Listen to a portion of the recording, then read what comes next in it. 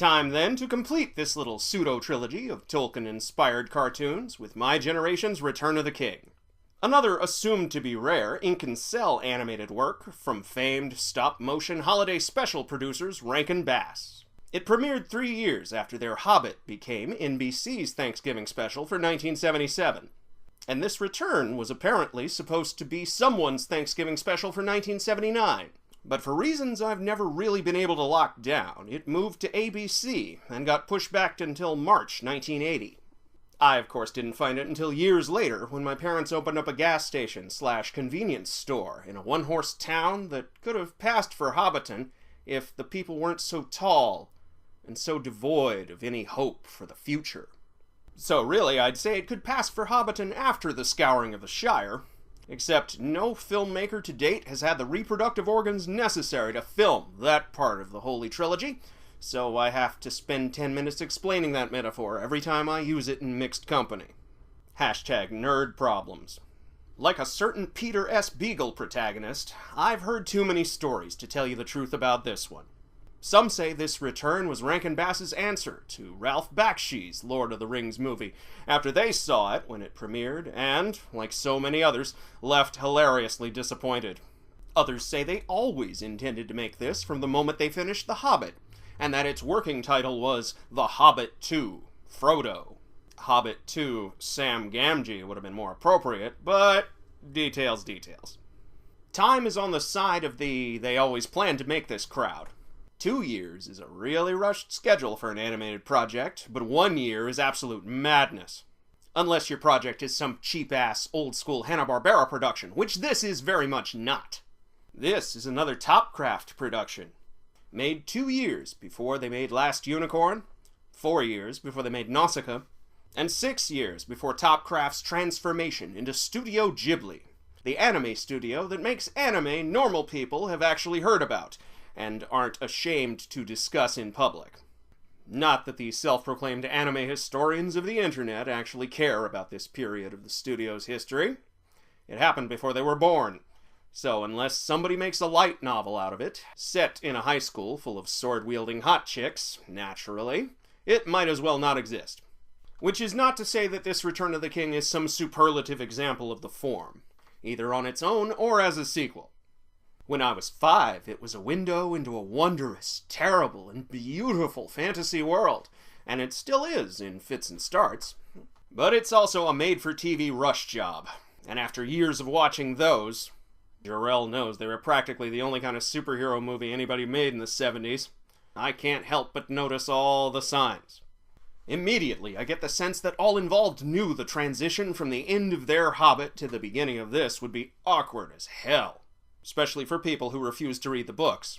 Fully 2/3 of the story would be missing in action for anyone who didn't see Bakshi's film in order to figure out where they went. So after some preliminary remarks from Gandalf, who is, thank Iluvatar, once again played by John Huston, we open with a frame story.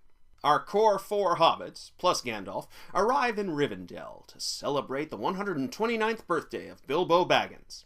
Despite living with the elves, the almost 2 decades since his 11th birthday have not been kind to that most famousest of hobbits, and dementia's starting to creep in. And when Bilbo notices his favorite nephew is missing a finger, this prompts Gandalf to pipe up again, only to hand the reins over to, God help us, the Minstrel of Gondor. This is middling 1960s folk singer Glenn Yarborough, a disembodied voice on the Hobbit movie's soundtrack, and the author of its only original, and thus most forgettable song. He's here incarnated as a kind of pseudo-character. But really, he's Glenn Yarborough, and this is Return of the King's idea of a big get, along with Roddy McDowall. But that actually is a big get that I'm entirely on board with, so we'll get to that later. It'd be like if Merle Haggard showed up in the sequel to Legend of the Lone Ranger that no one ever made, playing some kind of grizzled prospector, or similar font of authentic frontier gibberish.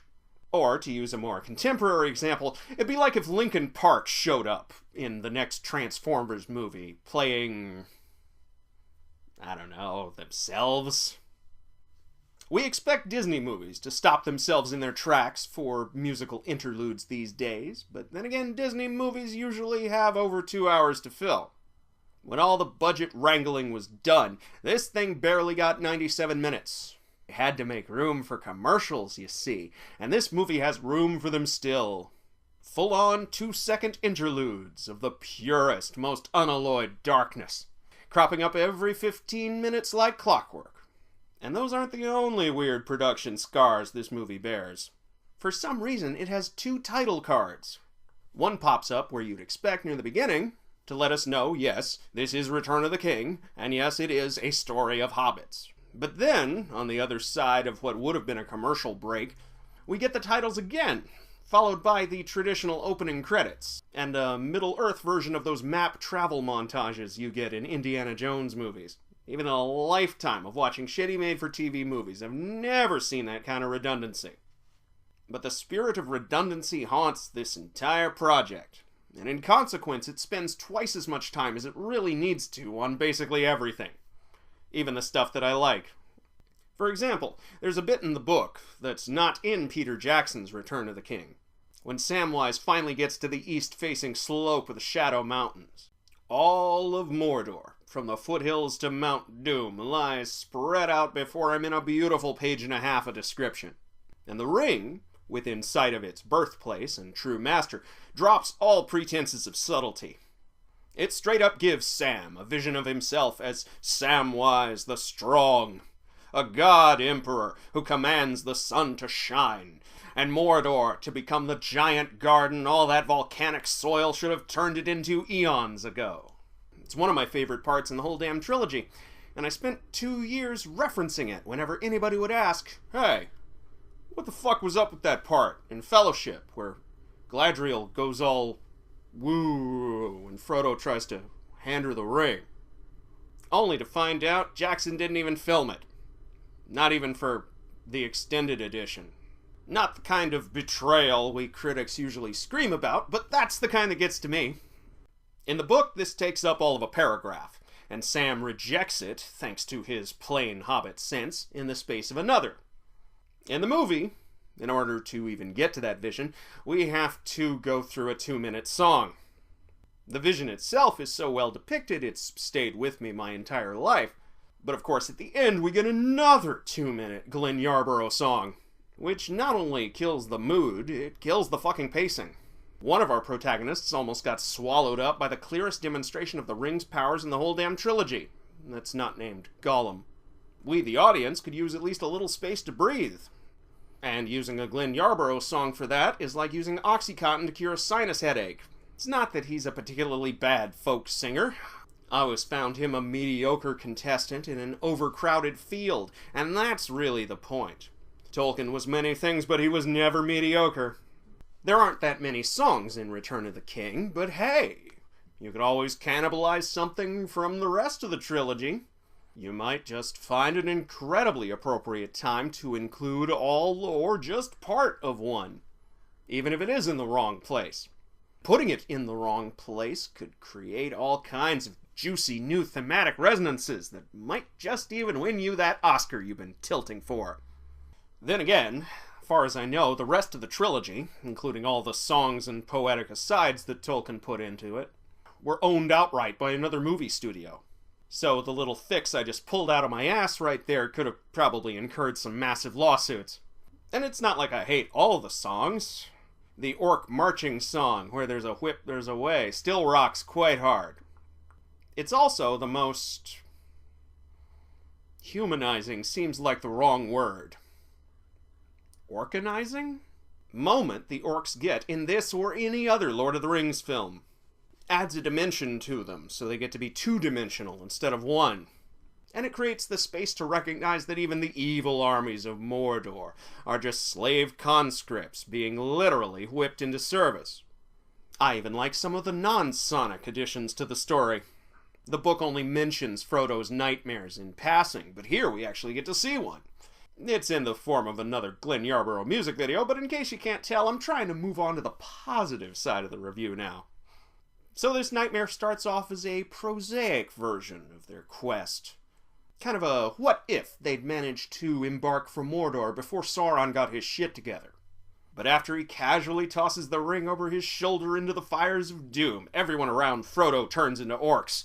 In the book, the fight between the orcs and men of Mordor at the crossing of two roads just kind of happens. But here, it's engineered by Sam's clever and timely appeal to orc vanity, which reinforces a crucial life lesson for young and old, human and demi-human alike.